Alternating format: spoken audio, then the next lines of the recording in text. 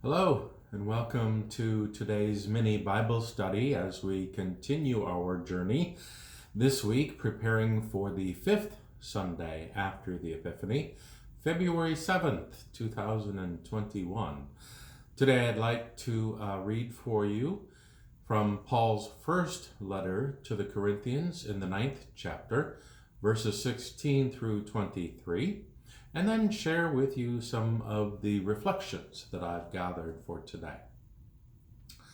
First, reading the introduction, then what Paul has written. God entrusted Paul with the responsibility of bringing the gospel to diverse people. Hence, the focus of Paul's ministry is not his own rights or privileges as an apostle, but the privilege of serving God by freely sharing the good news of Christ with others.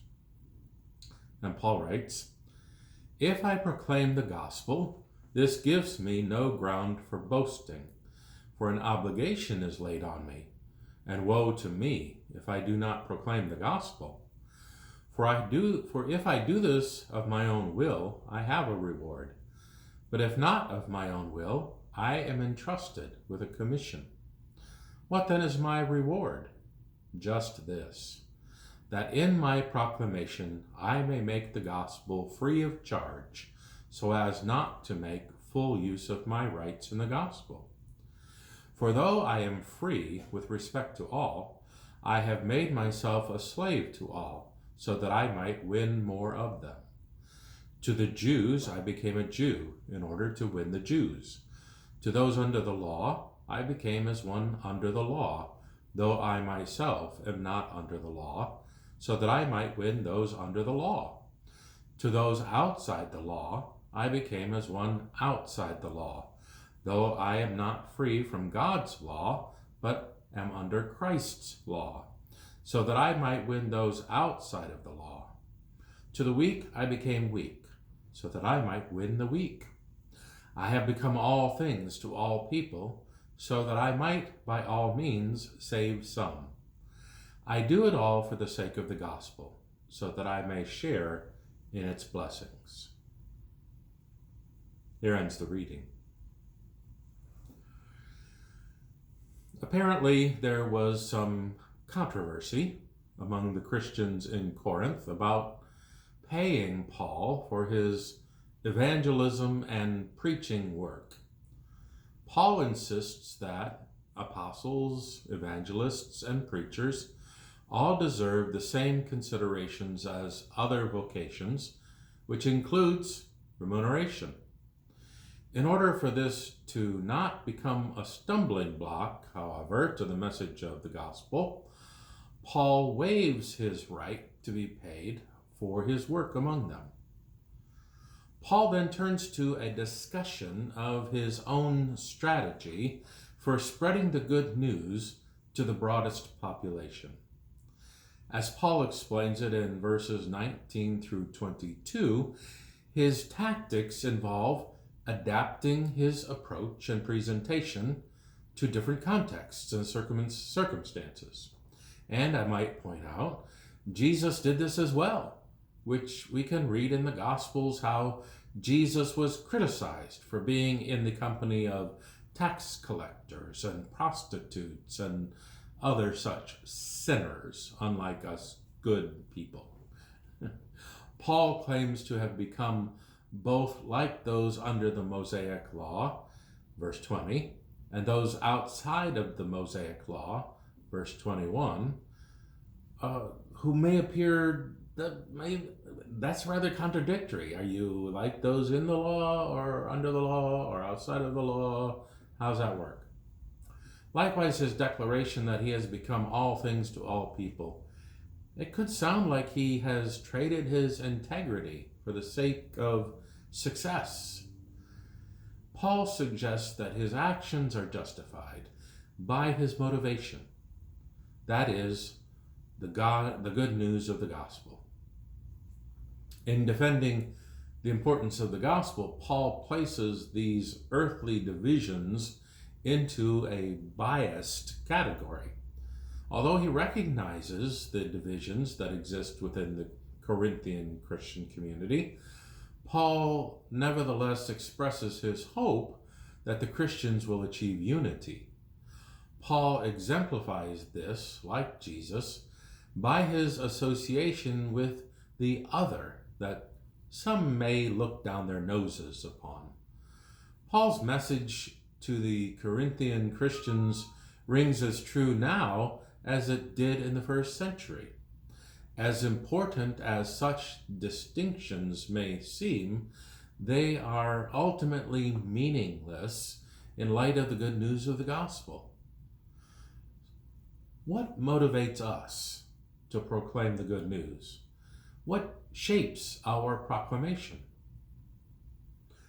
Do we naturally prefer people like us? The Sunday morning worship hour is still considered the most segregated time of the week.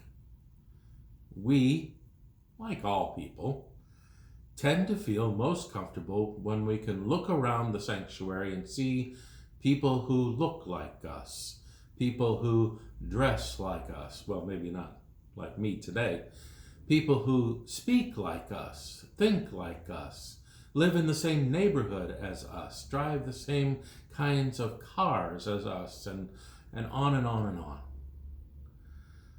I think Paul would say his proclamations come from two specific motivations: God's call on his life to preach and teach, what he calls his commission, and the people's need to hear the good news of the gospel. All other distinctions are secondary and should not become a stumbling block to God's mission. In this letter, Paul is encouraging the Christians in Corinth to remain bound together by their faith in Jesus the Christ, despite any of their natural inclinations to divide the body of Christ. The aim of the community of faith is to be a unified proclamation of the good news. Paul describes a radical way of life in which he walks alongside all kinds of people in order to draw them to God.